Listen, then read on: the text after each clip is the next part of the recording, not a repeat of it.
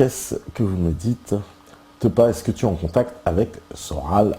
Non, je ne suis pas en contact avec lui, mais bon, je connais des gens de son entourage, et de toute façon, Soral, il fait partie des gens, alors lui, je ne peux absolument rien dire, on lui a jamais lancé une invitation, on lui lancera une invitation, ça, je vous le promets qu'on l'invitera, et si, s'il refuse, vous le saurez, hein, je vous le dirai, il a refusé, il ne souhaite pas venir, hein, je n'en sais rien s'il souhaite venir, en tout cas, ce sera avec plaisir, évidemment. Alors, pourtant, on est tous pareils.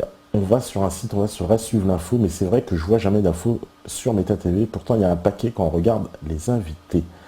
Oui, on a un petit peu, on a un petit côté boycotté, certainement. Peut-être qu'on doit déranger, certaines personnes. Je sais pas. Je sais pas trop, évidemment. Si on dérange ou pas, je parle des gens de la dissidence, parce qu'il est évident qu'on dérange de l'autre côté, mais dans la dissidence, il y a toujours cet esprit de concurrence un peu malsaine, hein, et qui fait d'ailleurs qu'on n'arrive pas à trouver d'unité, il n'y a toujours pas de CNR. Alors on parle d'histoire, l'histoire c'est aussi le CNR. Le CNR, c'était, on peut dire, toutes les forces politiques en présence après la Seconde Guerre mondiale, qui se sont mises ensemble pour établir un programme politique commun. Ça n'existe pas aujourd'hui. Et pourtant, on est dans la même situation, on est aussi, vous voyez, il y a tout un tas de mouvements de résistance, etc. En plus, la résistance a une autre, elle est, comment dire, elle est vraiment un peu protéiforme, puisque, voilà, il y a une résistance politique, il y a une résistance universitaire, une résistance économique, une résistance médiatique. Donc, elle est vraiment, cette résistance, aujourd'hui, très complète. Et pourtant, on voit bien qu'il n'y a pas de vecteur commun, il n'y a pas de... Alors, les personnalités, il y en a plusieurs, mais elles se tirent dans les pattes les unes les autres. C'est un peu qui aura la plus grosse. Hein. Personne n'est capable de s'asseoir à la même table pour décider d'un programme commun. C'est pas vrai. C'est pour le moment, il n'y a personne qui a le courage ou le cran, en tout cas, soit de le faire, soit de s'y atteler. Ça, il n'y en a pas. Donc on l'attend toujours. Hein. Et je sais que vous tous, il y en a beaucoup qui attendraient qu'il y ait cette fameuse union. Petite interférence avec le téléphone. Ah d'accord. Il y a une fameuse union, voilà, union de tous les partis, union de toutes les dissidences, voilà, parce qu'on est nombreux à être quelque part dans un combat commun. Les bases militantes se ressemblent. Vous allez prendre des gens au Front de gauche, vous allez prendre des gens au Front National, vous allez prendre les gens de l'UPR, vous allez prendre des gens de DLR, vous allez prendre des gens du MPEP. Mais croyez-moi, pour la base militante, c'est la même. C'est la même. Les gens sont capables de s'entendre. Puisque quand on est militant dans ces partis-là, on rencontre les autres militants des autres partis, on discute, on arrive à s'entendre. Donc il y a moyen de s'entendre. Là où ça bloque, c'est les chefs. Ah, ce sont les stratégies de parti. C'est au niveau des chefs que ça bloque. Hein, parce que les chefs, ils ont du mal à tous s'asseoir à la même table. Il faut croire que ça prend trop de place, ou je sais pas. Mais en tout cas, ils ont tous du mal à s'asseoir à la même table. Ça, on les attend tous. Hein. Alors, vous me dites, Nourou, il nous conseille Hervé Christiani.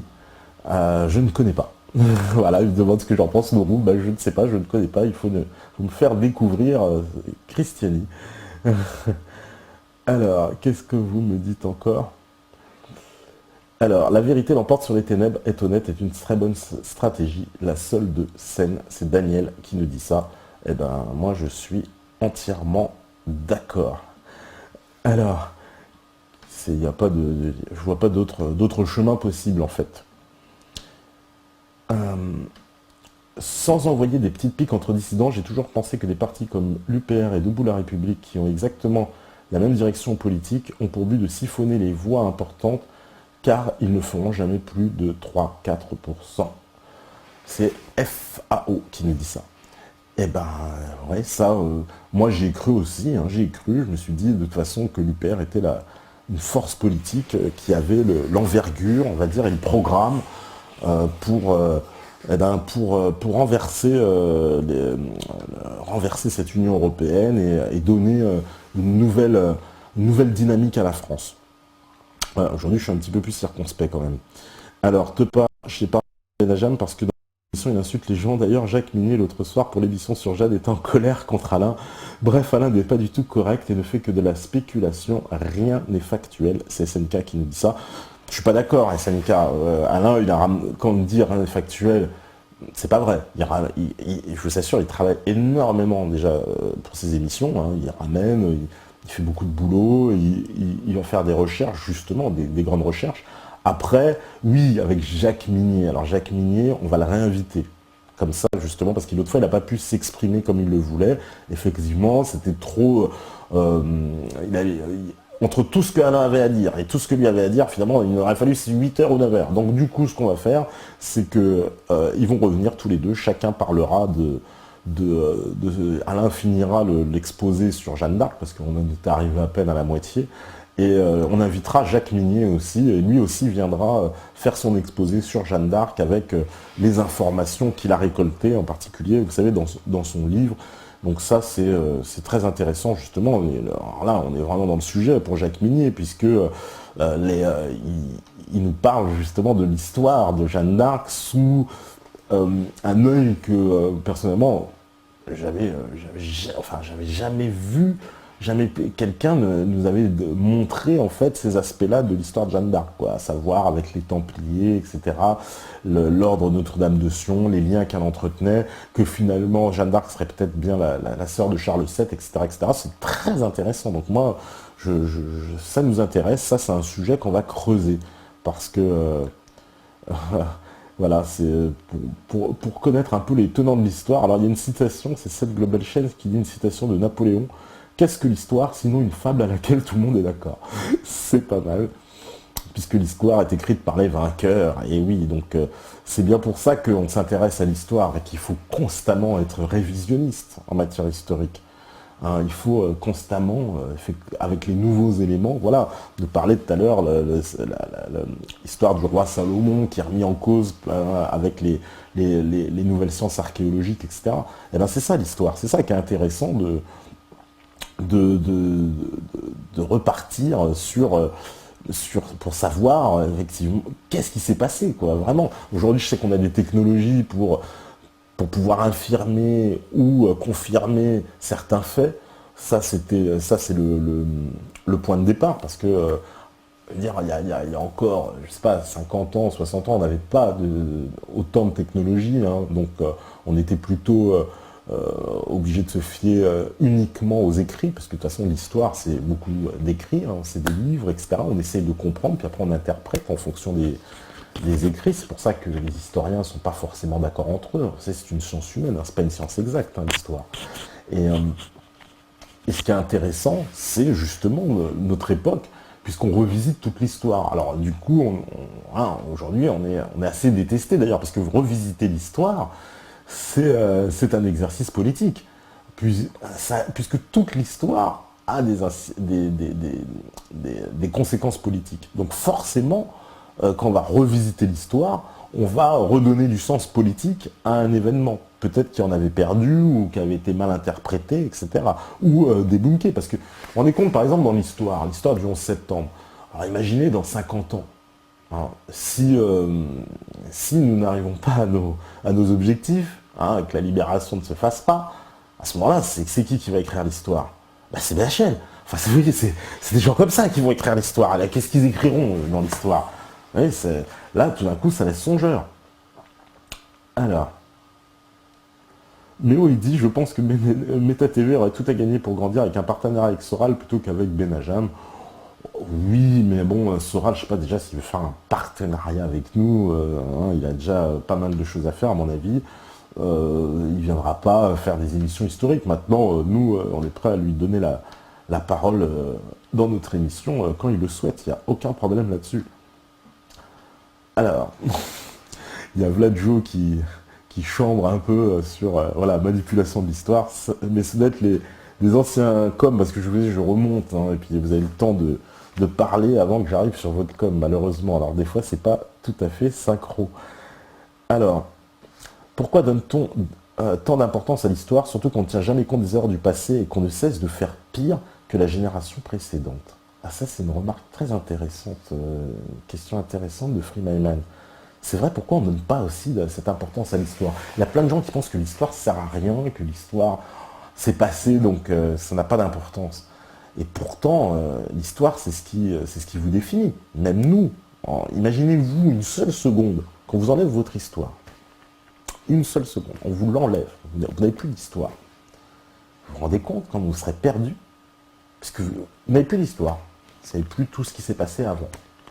Eh ben, je vous assure que ce serait une sensation absolument horrible. Horrible.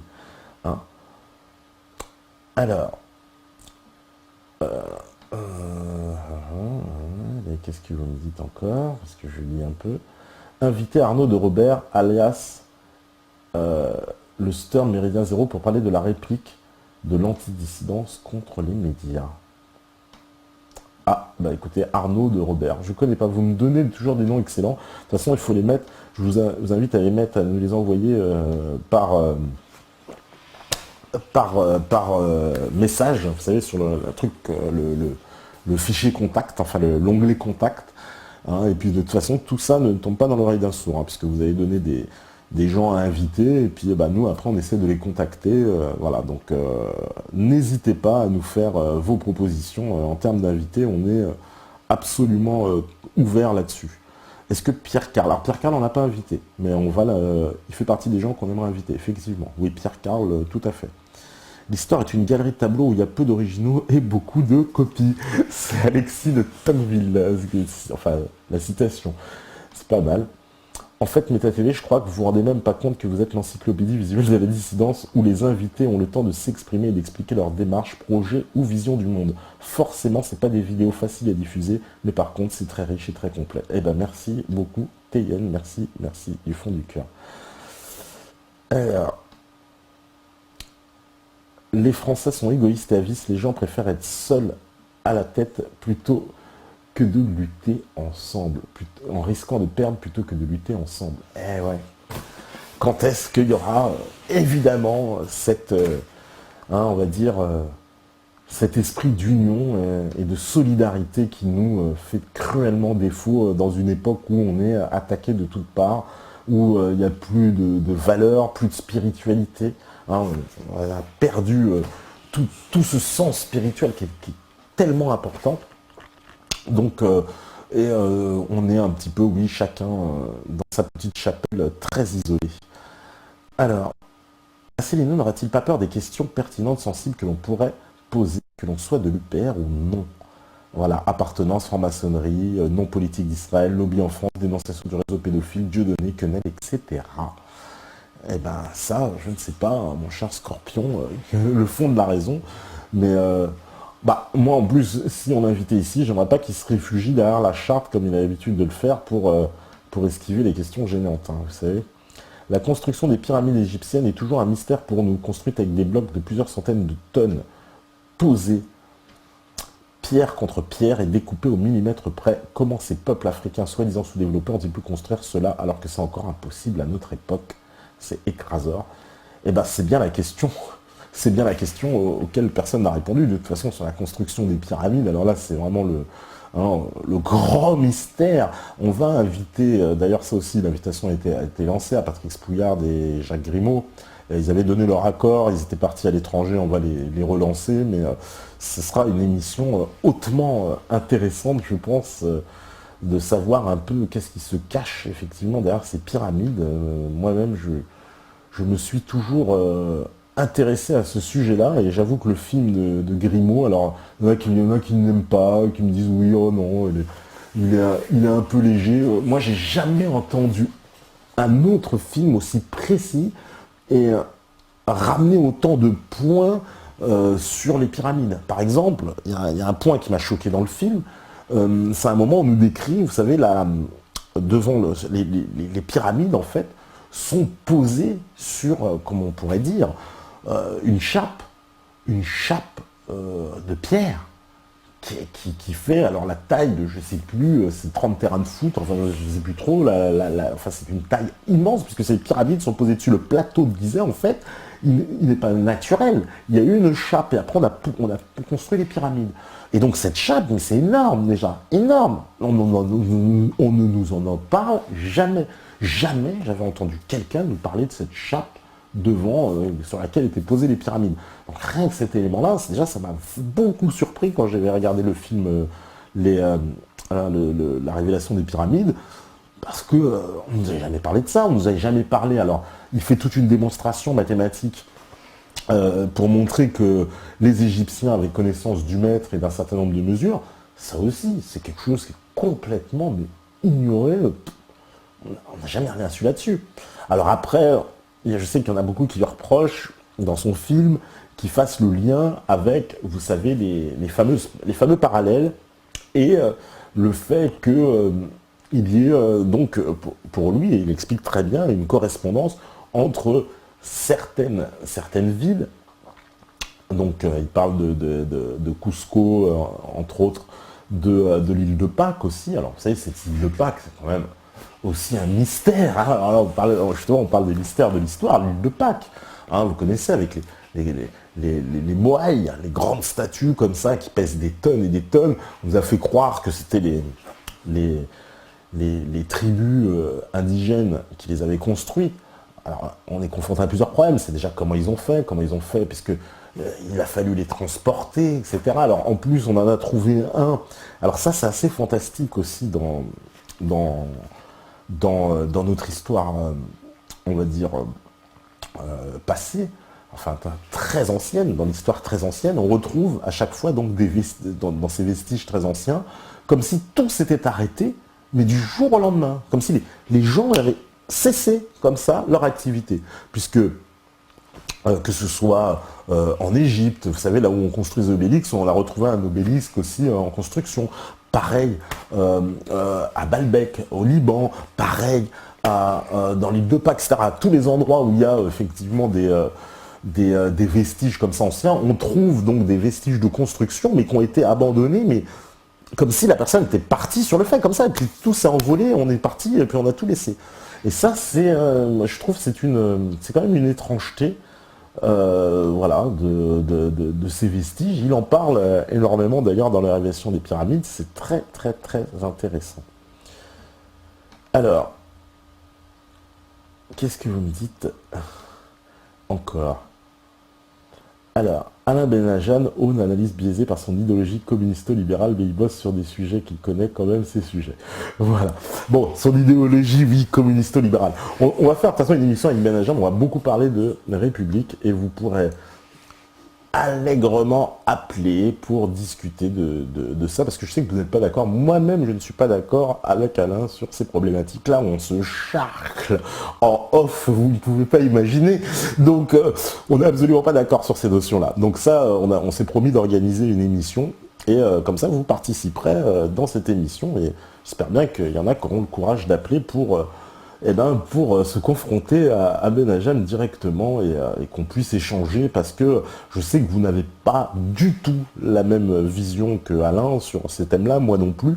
Donc on a des différences, et oui, vous voyez, mais c'est aussi ça, on s'honore de cette différence, vous voyez, c'est un peu, aujourd'hui, justement, on est dans un monde, tout doit être pareil, tout le monde doit penser pareil, tout le monde, hein, voilà, comme si dans la même organisation, tout le monde doit penser pareil. Eh ben nous, on est contre ce sectarisme-là, au contraire, dans une même organisation, il faut qu'il y ait des gens qui puissent avoir des opinions différentes, qui puissent forcément ne pas être d'accord entre elles. C'est quand même extraordinaire de vouloir formater comme ça la pensée. Voilà. Moi, je ne suis pas prêt pour formater la pensée. Au contraire, et c'est ça qui est très intéressant même dans cette émission, c'est qu'il y a un échange constant et on n'est pas tous forcément sur la même longueur d'onde. Bien qu'on m'ait reproché déjà d'être souvent d'accord avec vous. Mais peut-être parce que je sélectionne inconsciemment les messages qui restent d'accord, mais quand il y a un message qui n'est pas d'accord, je le lis immédiatement pourtant. Mais bon. Alors, sinon, il y a le ressentisme, mais j'y connais rien là-dessus. Alors oui, le ressentisme, on va donner, une vision de gens qui pensent, alors, peut-être dire une bêtise, parce que moi non plus, je connais pas très bien, mais il me semble que c'est les gens qui pensent que on a occulté certaines périodes de l'histoire, et que finalement, les dinosaures ont vécu en même temps que les hommes, etc. Enfin, je suis assez aussi suspect sur ce genre de nouvelles théories. Hein, ça mérite quand même un petit peu plus d'explication. Alors, j'attends, voilà, je connais pas assez, pour tout dire. Alors, Zinzel, il dit, Tepa, l'important n'est pas la technologie en elle-même, mais plutôt les intentions de ceux qui l'utilisent et qui déterminent ce qu'ils veulent partager ou non avec le commun des mortels. Ouais, je suis d'accord. On va me dire, mais je suis assez d'accord, oui, je suis d'accord. C'est vrai que la technologie ne compte pas, c'est plutôt ce qu'on en fait. Alors, vous pouvez le creuser le sujet en lisant L'occultisme dans la politique de Gérard de Sède. Ah, voilà, Fab, il nous donne une petite vision, certainement une référence à un livre, et ben voilà, ce serait pas mal.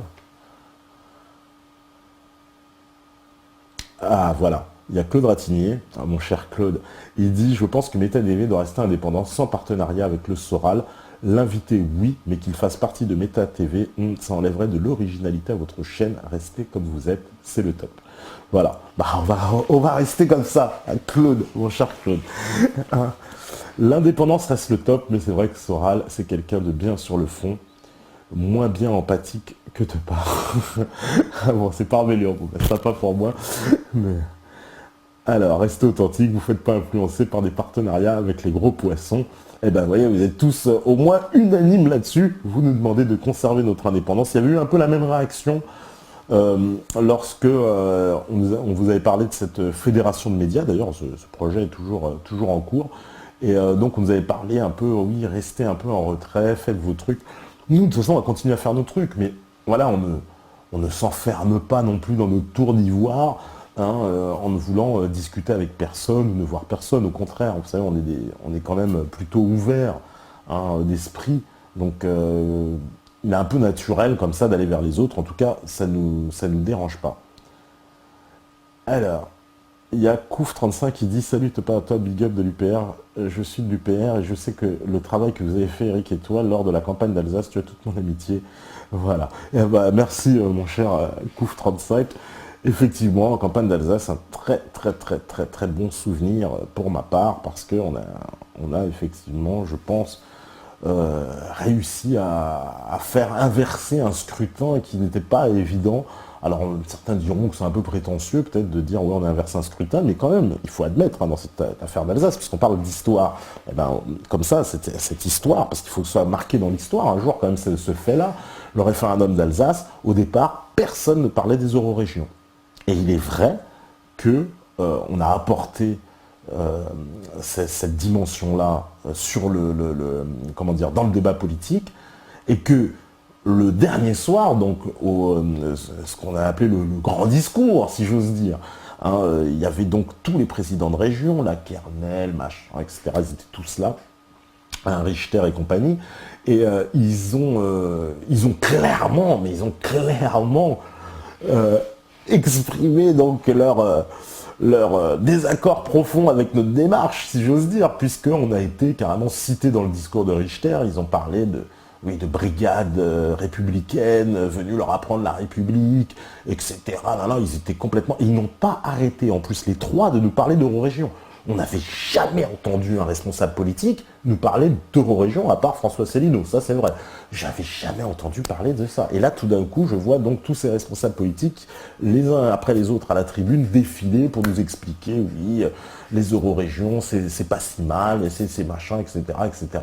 Donc là, on a été complètement stupéfait de voir à quel point on avait pu influencer la campagne. Sachant que c'est vrai qu'on avait fait quand même du boulot sur le terrain, on avait fait quand même du sacré boulot. C'est vrai, il faut bien le dire, on est allé à Colmar, à Strasbourg, à Mulhouse, on était donc dans toutes les grandes villes d'Alsace, même dans d'autres villes, je ne me rappelle plus, me pardonnez les noms, parce qu'il y a des noms très durs à prononcer dans les villages d'Alsace. On passe d'ailleurs un petit coucou à Eddie qui nous regarde des fois, il est en Alsace.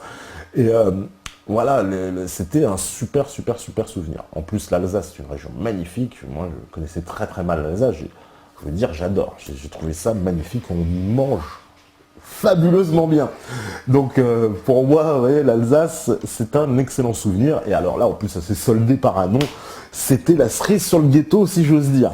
Alors, Pendant 30 ans, j'ai cru que l'histoire c'était important pour éviter de réitérer les erreurs du passé. Après, j'ai redécouvert Dieudo. L'histoire n'est là que pour légitimer le pouvoir en place. L'histoire est écrite par les vainqueurs. Les vaincus ont le cul à l'air. On n'écrit pas l'histoire avec le cul à l'air. C'est Kero qui nous dit ça. Ben, c'est très franc et c'est vrai que l'histoire est écrite de toute façon par les vainqueurs. Hein. Comme on vous a saoulé avec l'Empire romain, voilà, aujourd'hui avec la Seconde Guerre mondiale, etc. Donc ça, c'est l'histoire écrite par les vainqueurs. Je vois qu'il est l'heure, oui, je vois qu'il est l'heure. Et ben, on va reprendre de toute façon après. Je vois que vous avez laissé pas mal de messages en plus. Asbjörn Marcoso, Teyen, Ekrasor. Et ben, on en reparle juste après parce que je vois que vous avez laissé pas mal de messages. Et ben, justement, on parle de ER. On va regarder un zapping, voilà, qui a été fait par ER. Excellent zapping, vous voyez, comme quoi on me disait, ah bah non, pourquoi il n'y a pas de partenariat avec ER, mais de toute façon, voilà, ER, ils diffusent nos vidéos quand ça les intéresse, et nous aussi, voilà, donc c'est la même chose. Et voilà, on les big up au passage parce qu'ils font un excellent travail. Et ben voilà, vous allez regarder un petit zapping justement préparé par ER, et on revient juste après. À toi, Mikey, à vous la régie. Voilà, de retour hein, après ce petit intermède musical, petit intermède voilà, d'un petit zapping ER, très très très bien fait. Voilà, donc vous voyez qu'on passe du ER, pour ceux qui posaient la question tout à l'heure. Ah, il y en a beaucoup qui demandent c'était quoi le titre. Voilà, bah il y a quelqu'un voilà, qui m'a dépassé encore plus vite. C'est Immortal Technique. Voilà, exactement. Ben Laden blow up the project, tell the truth nigga. C'est du rap américain revendicatif. Hein, vous voyez qu'eux aussi remettent en cause l'histoire, hein, même aux États-Unis. Vous voyez, pour ceux qui disent ouais, que tous les rappeurs américains sont achetés à la poubelle, vous voyez, tout n'est pas jeté. Alors, il fait mal ce zapping, BHL, Forest, Belkacem, etc. Cyril qui nous dit ça, voilà, c'est un très bon zapping, j'imagine. Hein. Vous avez vu BHL quand on lui dit oui, il y a des propos antisémites, et il dit et alors? Bon, voilà, tout est dit. Voilà, ce parti, Svoboda tient des propos antisémites, et alors? Bon, bah voilà, bah, c'est ce qu'on répondra la prochaine fois, on dira, bah oui, Dieudonné c'est un antisémite, et alors? Machin, et alors? Bon, bah, c'est une réponse bien adaptée, je trouve, hein, facile. Mais bon, bref, on va revenir un petit peu sur le sujet. Alors, je sais que vous avez dit pas mal de trucs. Première image faisant allusion au 17 juillet 2014, c'est pour le lancement du Tour de France de Bruno Boulevcade à la rencontre des gens devant les banques. Alors, c'est marrant. Alors là, ça s'appelle, hors c'est de Global Change, ça s'appelle de la synchronicité. Parce que j'ai vu effectivement ce Tour de France de la résistance de Bruno, et il se trouve que nous aussi, à Meta TV, on a un projet. Alors, je vous en avais déjà fait allusion pour ceux qui suivent, hein, les plus fidèles, vous savez que j'en ai déjà évoqué plusieurs fois en vous parlant de grandes surprises et d'un projet qu'on allait préparer pour les mois à venir. Eh bien, je pense que là, il est temps de vous exposer un peu le projet. Nous aussi, on prépare un tour de France de la résistance. Oui, un méta-tour. Meta TV vient à vous. Donc pendant cet été, on va faire un parcours dans lequel on va sillonner toute la France. On va faire le véritable Tour de France. Et puis, dans ce Tour de France, il y aura des moments où on donnera rendez-vous justement aux métanautes pour venir participer à l'émission en direct. Vous voyez, c'est Meta TV vient à vous, on va venir à vous. Vous voyez, là pour le moment, c'est vous qui venez nous voir sur le site. On vous remercie. Bah, maintenant, c'est nous qui allons aller directement sur place. Donc on va faire un grand tour de France de la résistance. On va passer par pas mal d'endroits. Alors je n'ai pas encore une liste arrêtée et définitive, mais ce sera un tour de France avec le nord, l'Alsace, l'Est, hein, on ira au sud, etc. On va essayer d'aller revoir aussi, dans la mesure du possible, certains invités hein, qui sont passés ici, puisqu'il y en a beaucoup qui viennent de province. Et ben ce sera l'occasion de pouvoir aussi aller directement chez eux pour faire une émission spéciale. Donc d'ailleurs, s'il y en a qui ont des idées, etc. Tout est bienvenu dans ce Tour de France, hein, donc on est en train de l'élaborer. Voilà, pour tous ceux qui sont en province, et qui justement, bah, voilà, qui souhaiteraient nous parler de quelque chose qui est très intéressant à voir, à visiter quelqu'un ou quelque chose, ou eh ben allez-y, faites-nous vos propositions. De toute façon, c'est pas encore arrêté, mais voilà, on est en train de préparer le projet, donc c'est en cours, on vous tiendra informé. Donc le Métatour, Méta TV vient à vous, ça c'est pour l'été, hein, ça durera probablement tout l'été. On va faire un grand voyage, peut-être un mois, un petit peu plus d'un mois, ça va durer, donc on va voir, c'est pas encore tout à fait arrêté au niveau des dates. En tout cas, ce sera un très très très grand projet. Et on passera par là. Alors Paulo de Lisbonne, il dit passer par le Portugal, c'est un petit peu loin, hein. Ça ce sera le tour d'Europe de la résistance, si j'ose dire. Alors là, il ne faudra pas, parce que là on sera en voiture, enfin c'est en camping-car même, pour ceux qui, voilà, vous voyez, un camping-car Méta TV, hein. Si vous voyez un camping-car dans votre ville sur la plage, eh ben, dites-vous qu'il y a peut-être Méta TV qui va venir, parce qu'en plus, autant vous dire que ce sera un concept très particulier, parce qu'il y aura évidemment des émissions libre antenne, hein, de la même façon qu'on est en train de les faire là, mais sauf que là on ira les faire chez vous, on viendra à vous. Mais comment dire, la grande différence, c'est qu'il y aura évidemment des prises d'antenne en direct, inopinées. Voilà, donc il faudra évidemment, ce sera vraiment réservé à ceux parce que voilà, il y aura des prises d'antenne comme ça, inopinées, en fonction des endroits, en fonction des sites, de plein de choses. Donc oui, il y aura donc un gros projet là qui est en train de se préparer. Ben voilà, on me dit welcome à Lyon. Alors Lyon, c'est sur l'étape, c'est sûr, c'est Gabo Benito, il nous dit ça c'est sûr. Lyon, on y passera, puisque en gros, les grandes villes, hein, Lyon, Marseille, Toulouse, ça c'est sûr que ce sont des villes où on va passer, Strasbourg, etc. Donc on viendra vous voir pour ce Tour de France de la Résistance. Il y a Pascalia, il dit je veux participer au Métatour avec mon stand de merguez. Voilà, ah bah ce serait bienvenu. Belle initiative, vous nous la jouez Breaking Bad, c'est Hugues de Saint-Gilles. Franchement, on va essayer en tout cas de faire un beau Tour de la Résistance, d'aller vous voir, de partir à votre rencontre. Donc voilà, ça va être une aventure, hein, si j'ose dire. Là, c'est une aventure, hein. Ça va être quelque chose quand même d'assez énorme, hein. On sera tous, voilà, avec les bagages, les caméras, les machins. Voilà, bientôt Méta TV dans ta chambre, tu m'étonnes. En tout cas, ça va vraiment nous faire super plaisir de vous rencontrer en personne, hein. On vous donnera les dates. Voilà, on nous demande tu passes à Bordeaux. Oui, nous passerons à Bordeaux, Vladjo. Bordeaux, c'est prévu sur l'étape. En plus, il y a certaines étapes où on va en plus un peu plus s'attarder que d'autres, évidemment, mais toutes les grandes villes françaises, c'est sûr. Ah, on nous dit Rouen, Le Havre. Alors oui, la Normandie, il me semble, il y a quelque chose de prévu. On doit aller évidemment sur les plages normandes, parce qu'on veut aussi, donc, il y a plusieurs objectifs. Déjà, bon, première chose, c'est de vous rencontrer. Ça, c'est primordial. On va déjà se voir enfin. C'est-à-dire, vous avez un peu aussi... C'est un peu de rompre, vous voyez, ce lien par la télévision seulement, mais avoir ce lien physique direct avec vous, comme ça, vous serez dans l'émission, vous serez, voilà, des émissions en public. Ça va nous complètement nous doper, nous changer, c'est clair. Et puis, évidemment, il y a aussi de vous faire découvrir la France, parce que la France, c'est un pays magnifique, mais on ne le connaît pas assez. On n'est pas, il y a plein d'endroits à découvrir, voilà, moi j'ai eu de la chance de sillonner toute la France, il y a plein d'endroits où encore je ne suis pas allé, et pourtant je vous assure, j'en ai bavé sur les routes de France, et il y a encore plein de villes où j'aimerais bien me rendre, et voilà, et pareil pour toute l'équipe, on veut aussi aller dans des endroits symboliques de la résistance française, donc on ira au plateau des Glières, on ira...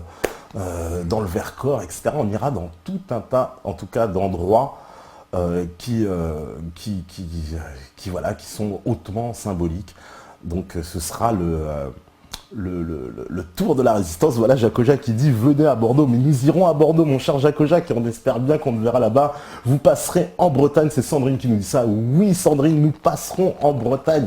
La Bretagne c'est sur notre route, c'est sûr. La Bretagne c'est on va faire. Donc là ouais voilà, il faudra prévenir les dates longtemps à l'avance, pas histoire de prévoir pour être là sur le net, c'est cool. En live c'est forcément mieux, c'est Parmélion qui nous dit ça. Et ben on essaiera au plus tôt évidemment d'afficher les dates. Hein, pour vous expliquer le programme. Voilà, il y a Nagal, il dit bienvenue en Bretagne les frères.